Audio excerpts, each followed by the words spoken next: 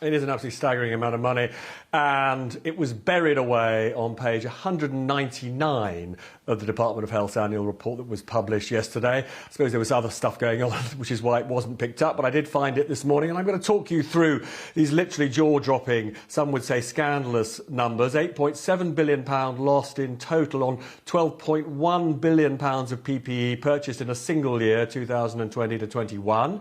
Of that, £670 million, I'll say that again, £670 million of PPE is being written off because it can't be used because, for instance, according to the Department of Health, it's defective. £2.6 billion of PPE not suitable for use within the health and social care sector, which the department considers might be suitable for other uses, although these potential other uses are as yet, in the words of the Department of Health, uncertain.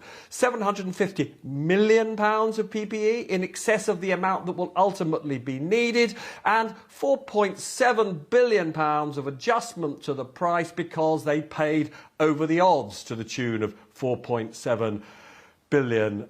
Now, let's put that into context. When we went into the COVID crisis, you'll remember early on, the big scandal was there wasn't enough PPE to protect our health and care workers. The government then went hell for leather. You would always expect some losses to be incurred in a crisis when you start the crisis short of PPE. But this £8.7 billion, I think many will regard as a scandal. I imagine the Health Secretary will have to come to the House of Commons to explain himself. Just think, we could have built a number of whole hospitals with that sum of money.